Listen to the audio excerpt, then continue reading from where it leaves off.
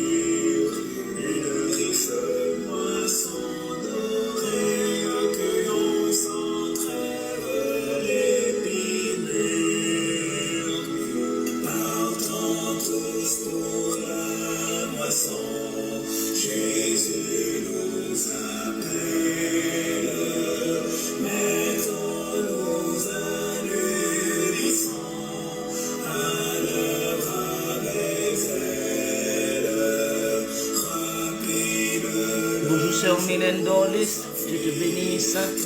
Bienvenue dans ce temps de la présence de notre Dieu. Alléluia.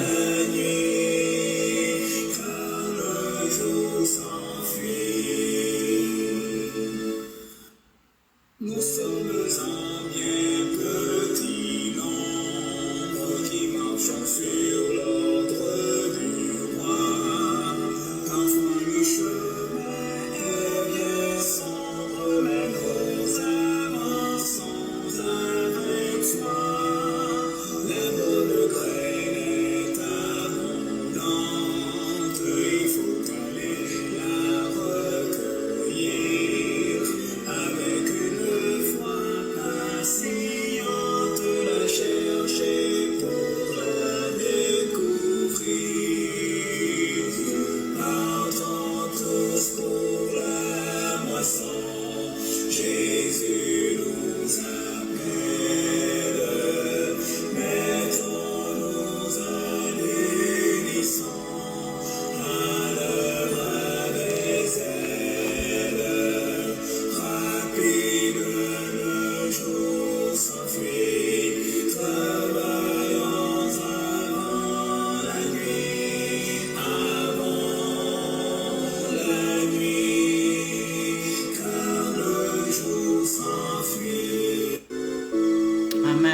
Amen, amen. Gloire à Dieu, gloire à Dieu, gloire à Dieu. Alléluia. Seigneur, notre Dieu, notre berger, notre maître, nous présentons devant ton saint trône béni pour t'adorer en esprit, en vérité, pour te glorifier, Seigneur Dieu, pour te magnifier et pour te rendre gloire que toi seul mérites. Merci Seigneur de nous avoir accordé la grâce de nous réveiller avec la vie en nous. Nous avons le mouvement, la respiration et l'aide, Seigneur. Merci de nous avoir fait entrer, Seigneur, dans cette nouvelle année, Seigneur. Merci de nous avoir gardés, protégés, préservés, Seigneur. Et ce midi, nous sommes devant le trône pour te remercier, Seigneur, pour tout ce que nous bénéficions de toi, pour tout ce que tu es dans notre vie, pour tout ce que tu es pour nous, Seigneur Dieu. Les mots nous manquent ce midi, Seigneur, pour dire tout ce que tu représentes dans notre vie. Mais le peu que nous pouvons t'offrir, Seigneur, avec un cœur sincère, un cœur dépouillé de tout péché, de toute iniquité, de toute transgression, de toute culpabilité. Et Seigneur, nous te demandons de recevoir, Seigneur puissant, nos cris de louange qui viennent du plus profond de notre être, du plus profond de notre âme, du plus profond de notre cœur. Tu mérites, Seigneur, notre adoration. Tu es digne de notre adoration. Oui, à toi qui es assis sur ton trône, nous rendons la gloire que toi seul mérites.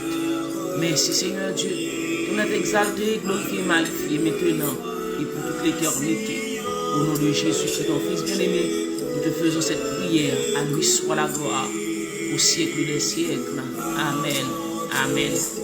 Oui, bien-aimé, au sujet de ce matin, de ce midi, Dieu fait des recrutements cette année. Est-ce que vous êtes intéressé? Est-ce que vous êtes intéressé? Dieu fait des recrutements. Il y a des compagnies qui font toujours des recrutements. Il y a des banques d'emploi. Nous qui sommes dans la santé, si on aimerait postuler ou bien poser notre candidature pour un poste, si on va sur Emploi Santé Montréal et tu vas écrire le poste que tu aimerais occuper et vous allez voir défiler devant vous tous ces postes. Mais quand vous lisez le libellé des postes, vous voyez que on dit on a besoin d'une seule personne. Pour une seule personne, il va y avoir beaucoup de candidats. Donc, quand on va terminer le libellé du poste, vous allez voir, c'est écrit seules les personnes sélectionnées ou bien seront contactées. Parce qu'on va regarder les profils, on va regarder le parcours professionnel des candidats, on va voir si la personne répond, même s'il y a les critères qu'on a mis dans le poste, mais on va voir et avec le profil de chaque candidat, quel candidat qu'on va sélectionner pour passer l'entrevue. Mais vous savez que dans la compagnie de l'Éternel, Dieu, il recrute tout le temps et aussi il n'y a pas un nombre fixé pour le recrutement. Et dans notre vie quotidienne, quand nous obtenons nos diplômes, nous partons à la recherche d'emploi. À la recherche d'emploi, nous posons notre candidat, nous déposons notre CV par-ci et par-là pour avoir un emploi. Et je tiens à vous dire ce midi, Dieu ne tient pas compte de vos diplômes. Dieu ne tient pas compte de vos années d'expérience. Parce qu'il y a ça aussi qu'on va poser candidature pour un poste, on va regarder le nombre d'années d'expérience. Et on demande aussi, on exige ça dans les postes, et nombre d'années d'expérience qu'on aimerait que ces personnes ont pour ce type de poste. Et les études ont dit qu'on peut demander tel diplôme, et puis après on dit que tel diplôme est un atout. Et on peut dire que le français, même ici, si vous parlez l'anglais, est un atout. On donne des atouts qui marchent, et si vous avez ces atouts-là, c'est comme si ça vient, ces atouts viennent donner du poids à votre CV, à votre candidature. Mais vous savez que dans la compagnie de Dieu, Dieu recrute. Dieu fait des recrutements. Dieu ne tient pas compte de votre capacité intellectuelle, de votre parcours, nombre d'années d'expérience que vous avez. Mais n'importe ce que Dieu veut seulement votre disposition pour aller délivrer, pour sauver la famille et les descendants, les fils de Jacob, Jacob et ses fils, de la famine qui sévit au Canaan. Qu'est-ce que Dieu a fait? Et Dieu avait envoyé Joseph en Égypte. Souvent dans votre parcours de la vie, vous ne connaissez pas le plan de Dieu. Et c'est pourquoi, puisque vous ne connaissez pas le plan de Dieu, il y a des choses qui arrivent, vous ne faites que se plaindre, etc. Mais pourtant, c'est dans le plan de Dieu. On avait les frères de Joseph, l'avaient vendu comme esclave avec les marchands d'Ismaélites. On a vendu Joseph à Potiphar. Et vous connaissez bien l'histoire de Joseph. Joseph qui va se retrouver en prison. Et ce Joseph que Dieu va faire passer de prisonnier à premier ministre. Et tout cela, c'est parce que Dieu avait un plan bien déterminé pour Jacob et ses fils. Dieu savait d'avance, puisqu'il a le Dieu omniscient, qu'il allait y avoir une famine. Donc il faut que Joseph allait en Égypte pour préparer le chemin pour ses frères et pour son père. En esclavage en Égypte, et le peuple d'Israël, vous vous souvenez de l'histoire et ce que Pharaon avait fait pour détruire les premiers-nés. Dieu avait fait en sorte que Moïse, Dieu avait inspiré sa mère à le cacher. Et après, pour aller jeter Moïse sur le fleuve du Nil, et Dieu lui-même qui va susciter la fille de Pharaon pour aller se baigner dans le fleuve. Dieu voulait que Moïse ait la formation de l'Égypte. Et Dieu faisait en sorte que Moïse entrait dans la maison de Pharaon. C'est là que Dieu allait le préparer après pour aller au désert, etc. Faire la préparation de Moïse pour aller délivrer le peuple d'Israël. Et si vous voyez dans tout le parcours de la Bible, des hommes, des femmes que Dieu avait appelés, si on prend l'exemple de Déborah, il y avait de la guerre, Dieu avait choisi Déborah pour diriger Israël pendant 40 ans. Et la Bible dit, il y avait la paix pendant 40 ans en Israël sous le règne de Déborah. Et le peuple d'Israël était sous les Madianites qui pillaient le peuple. Dieu était lui-même rendu même auprès de pour aller chercher Gédéon qui se cachait pour battre son blé. Et Dieu, lorsque l'ange de l'Éternel se présentait devant Gédéon, il a dit: l'Éternel est avec toi, vaillant héros, va et délivre Israël des Madianites. Vous connaissez toute l'histoire et la plaidoirie de Gédéon, toutes ces choses. Et si nous regardons à travers la Bible, arrivé en Isaïe chapitre 6, verset 8, Dieu a fait cette déclaration: qui enverrai-je et qui marchera pour moi. Et après le dialogue entre Dieu et Esaïe, ça connaît l'histoire. Et après, Esaïe va dire, me voici Seigneur, envoie-moi. En Ézéchiel chapitre 22, verset 30 à 31, Dieu dit qu'il cherche des hommes qui se tiennent devant lui. C'est des hommes qui pourraient lutter, pour plaider devant lui pour le peuple d'Israël. Il n'a pas trouvé.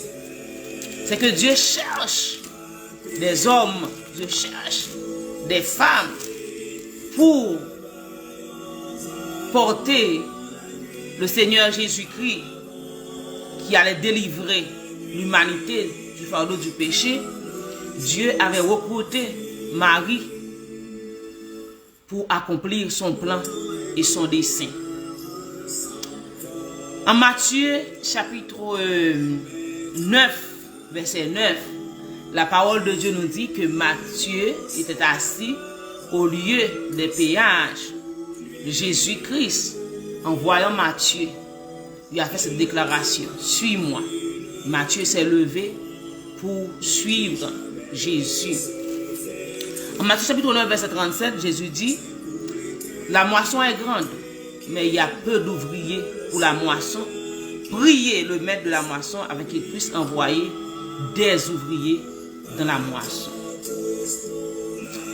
Le Saint-Esprit, en parlant de Paul et Silas, avait fait cette déclaration: ces hommes sont un instrument que j'ai choisi.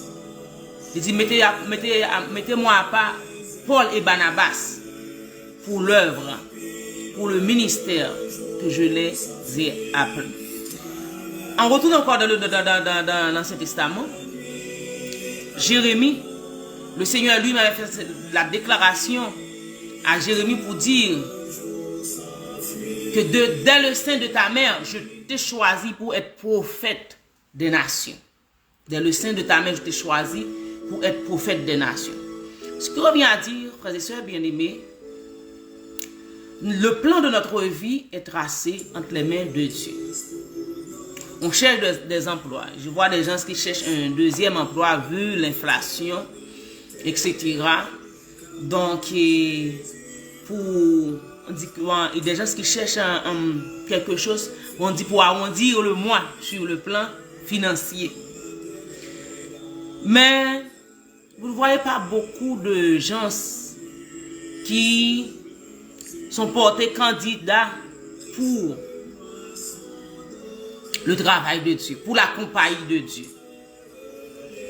En ce midi, Dieu m'a mandaté pour faire cette publicité.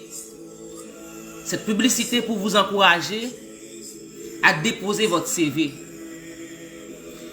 Dieu, alléluia, gloire à Dieu.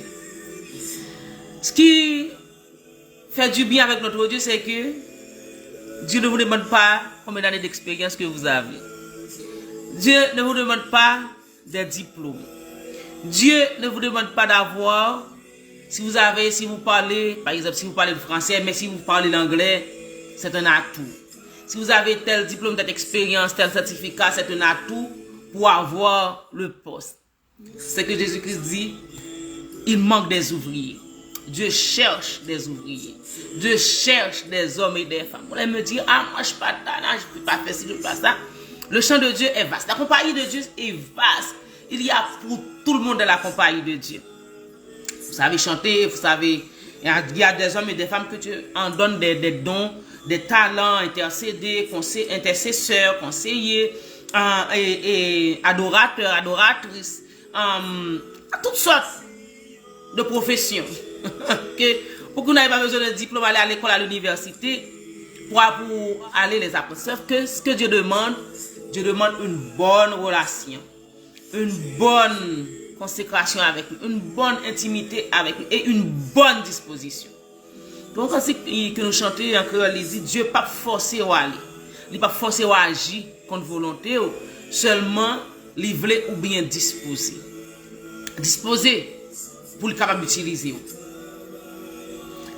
Dieu avait utilisé David pour accomplir une grande chose. David n'a pas été étudié dans l'armée. David n'a pas été enrôlé. David n'avait pas fait d'expérience. Et puis Dieu s'est servi de David pour combattre un grand géant, le géant Goliath. Tout simplement, David connaissait la parole de Dieu. David savait que le Dieu qu'il servait était capable de délivrer Israël. Dieu s'est servi de Shadrach, Meshach, Abednego, Daniel, Néhémie, qui était chez le roi, pour aller reconstruire la muraille de Jérusalem, Esdras pour aller reconstruire le temple. En ce midi, nous sommes 2 janvier 2025. Peut-être que vous partez à la recherche d'un emploi. Vous allez prendre vous cherchez un certificat de plus. C'est bien, c'est bien. Ce qu'on dit vivre, c'est être en perpétuel apprentissage. On doit être up to date. Jean Anglais a dit. Est-ce que vous avez fait plan de travailler dans le champ de Dieu? Si vous êtes intéressé à travailler dans le champ de Dieu, je vous encourage en ce midi. Vous n'avez pas besoin de déplacer pour envoyer votre CV. Vous n'avez pas besoin d'un ordinateur pour envoyer votre CV sur le site de l'Éternel, sur le site de la compagnie de l'Éternel. Vous n'avez qu'à juste là où vous vous trouvez, parler avec votre Dieu. Seigneur, j'aimerais que vous m'utilisiez cette année dans votre champ qui est si vaste. Si vaste. Vous m'utilisez dans votre église, dans votre congrégation, dans cette société où je suis. Peut-être que c'est pour aller comme missionnaire, peut-être comme évangéliste, peut-être comme un envoyé, un apôtre, comme ambassadeur de Jésus-Christ. Peut-être c'est pour intercéder en faveur de ce pays où vous vous trouvez, ou en faveur de notre pays Haïti. Pensez que ici, vous avez, on parle toujours de la sécurité, c'est vrai, on a un peu de sécurité, mais pensez à, est-ce que vous savez que ici, Satan le diable travaille tellement. Comment comprenez-vous un père de famille a tué sa femme, a étouffé ses 2 enfants? C'est parce qu'il est sous l'emprise du diable. Est-ce que vous faites les journaux ici? Avez-vous pris le temps pour lire les journaux, pour voir les disparus, des jeunes, des adolescents, des hommes, des femmes qui sont portés disparus dans ce pays?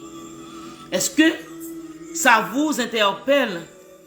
La loi qu'on va voter pour ne pas faire la prière en public, mais ce n'est pas seulement pour ne pas faire la prière en public, ça commence à avancer vers l'église, parce que le plan, ce n'est pas seulement de ne pas faire la prière en public, mais le plan aussi, c'est pour fermer la bouche, fermer, pour empêcher l'évangile de Jésus-Christ soit annoncé. Laissez-moi vous dire, comme si vous ne faites pas les journaux, vous savez que dans toutes les places, à Québec, la ville de Québec, il y a une église qui a plus que 1000 membres, qui avait loué un espace, un auditorium pour réunir chaque dimanche. Il y avait des activités planifiées.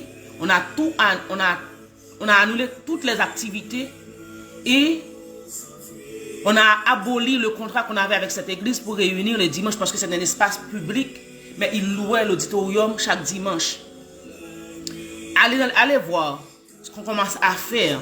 Il y a des auditoriums des écoles.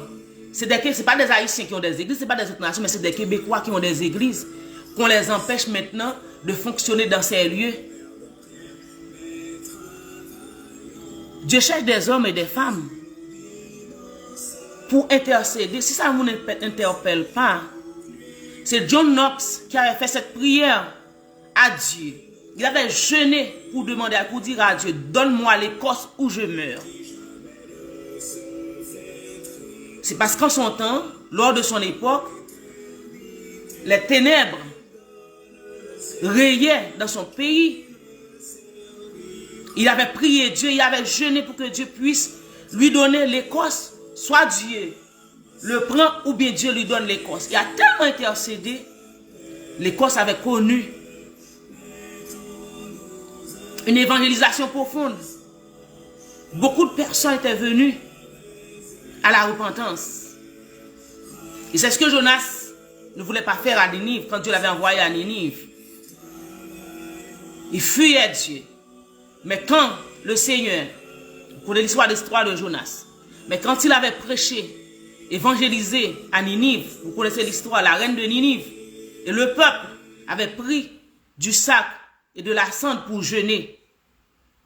Frères et sœurs, bien-aimés, tout ce qui se passe à travers le monde, avec les gens que vous travaillez, on parle de wokisme, on parle de toute transformation qui est en train de faire. Si vous restez la bouche close, Satan, le diable, ce qu'il fait, il travaille acharnement avec ses adeptes pour faire avancer son royaume avec toutes les décisions qui sont en train de prendre dans les gouvernements.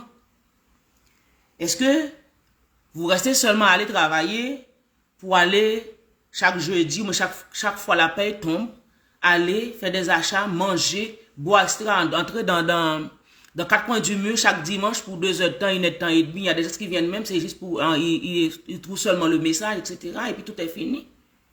Est-ce que c'est ça le but de votre existence sur la terre? Ça vous n'interpelle pas? Tout ce qui se passe chez nous? Est-ce que ça vient vous chercher pour intercéder en faveur de notre pays? En faveur de ce pays que Dieu vous a mené? C'est ce que Dieu avait dit au peuple d'Israël en Jérémie 29, verset 7. Vous cherchez le bien de la ville où je vous ai amené en captivité. Priez l'Éternel dans sa faveur parce que votre bonheur dépend du sien. Mais priez l'Éternel en faveur de cette ville. Nous avons travaillé assez ici, nous travaillons beaucoup. Mais maintenant, priez le Seigneur. Vous cherchez le bien de cette ville, spirituellement parlant. Est-ce que ça vous dit quelque chose, tout ce qui se passe? Tous les changements qui sont en train de se faire? Ça te travaille d'arrache-pied pour établir son royaume. Le taux de divorce que vous êtes en train d'assister, la loi pour l'avortement, si toutes les choses là. Est-ce que vous prenez le soin? Dieu veut des hommes et des femmes pour leur famille. Parce que Jésus-Christ avait dit aux disciples, leur évangélisation doit commencer dans leur pays, Jérusalem.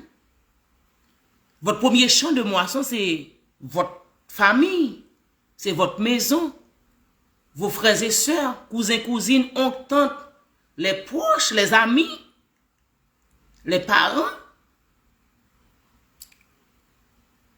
En Judée, c'est tout autour de nous, nos voisins. Samarie, jusqu'aux extrémités de la terre. Est-ce que ça vous dit quelque chose? À passer du temps sur TikTok, Facebook, Instagram, tout et tout, ça travaille bien pour apprivoiser, pour accaparer notre temps, pour nous mettre dans la distraction et passer à côté du plan de notre Dieu pour nous. Notre frère chante, travaillons tous pour notre maître. Dieu fait des recrutements cette année. Dans votre assemblée, qu'est-ce que vous faites? Avez-vous offert votre service? Il y a maintenant des enfants, des hommes, des femmes, école du dimanche, entretien, tout et tout là. Je ne sais pas. Dieu recrute. Et c'est dans le peu de choses que Dieu va multiplier pour transformer nos dons en ministère. Vous n'avez pas besoin de CV. Dieu n'a pas besoin de vos CV. Dieu a besoin de vos années d'expérience. D'ailleurs, Dieu, tous les hommes, toutes les femmes que Dieu avait utilisées, ils n'avaient pas d'expérience. Mais le Seigneur les a dotés de son esprit pour travailler. Les disciples de Jésus-Christ les avaient formés pour travailler, pour aller. Ce que Dieu demande de nous, c'est notre disposition, notre bonne volonté. Cet esprit va nous équiper. Il va nous entraîner pour avoir de l'expérience pour le travail. Souvent, vous posez votre candidature pour un poste, on vous demande 10 ans, 20 ans d'expérience. Et quand on est à peine arrivé ici, on va vous demander des expériences québécoises. Mais si vous n'avez pas commencé quelque part, comment vous pouvez avoir de l'expérience? Mais Dieu lui-même, il ne demande pas des années d'expérience. Il va vous équiper. Le Saint-Esprit va vous équiper. Dieu sait quel don, quel talent qu'il a mis en vous. Et Dieu va vous utiliser pour accomplir son plan, son projet. À vous rappeler que Dieu sait toujours des hommes ordinaires pour accomplir des choses extraordinaires pour sa plus grande gloire. Si vous êtes intéressé, là où vous vous trouvez, peut-être chez vous, dans votre salon et dans votre bureau, je ne sais pas où vous êtes, dans votre chambre, vous n'avez qu'à mettre à genoux. Et comme Isaïe l'a fait, me voici, Seigneur, envoie-moi. Les disciples, quand Jésus les avait appelés, à chaque disciple qu'il avait appelé, tout de suite, il obéissait, il suivait Jésus. Mis à part Nathanaël, quand on l'avait appelé pour parler, pour dire que Jésus, etc., tout, vous connaissez l'histoire, il avait dit quoi de bon qui peut sortir de Nazareth. Et Jésus-Christ est allé vers lui. Et Jésus-Christ, il avait posé la question à Jésus, comment tu sais que je suis là? Jésus-Christ dit, quand je t'avais vu, etc. Vous connaissez l'histoire. Dieu recrute cette année. Est-ce que vous aimeriez faire partie des employés de Jésus-Christ, des employés de Dieu? Comme je viens de vous dire, Dieu cherche votre disposition. Dieu cherche votre volonté. Dieu ne va pas vous forcer. Et d'ailleurs, ça ne va rien enlever dans votre salut. Votre salut. Sauf que la parole de Dieu dit, devant le tribunal de Christ, on aura à recevoir les récompenses pour tout ce qu'on avait fait. Mais quand à sauver, vous avez le salut, vous avez le salut. Mais je vous encourage. Le don, le talent que Dieu vous a confié, utilisez-les au service de Dieu. Faites des dépôts dans la banque de Dieu. Travaillez pour le Maître. Travaillez pour le Maître. Parce qu'au jour, il y a un jour fixé. Comme le laboureur, qu'on a chanté le laboureur, qui s'est retourné après avoir moissonné, travaillé. Et il y aura des récompenses. J'en dis dans le créole, là, bon Dieu va jamais manger courage. Et si vous travaillez pour bon Dieu, vous avez un bénéfice que ça a apporté pour vous-même. Nous disons merci d'être branchés avec nous. Sœur Eunice, Sœur Audeline, Sœur Marie-Hélène, Sœur Rosemary Télamont, Frère Joseph Ier, Sœur Myrlène Dorlis, Sœur Marie-Evans Berger. Je vous invite, je vous encourage à être, Sœur Marie-Francis Valsin, je vous encourage à être des employés dans la compagnie de l'Éternel. Et vous allez voir la différence. Si vous êtes intéressé aujourd'hui même à être enrôlé,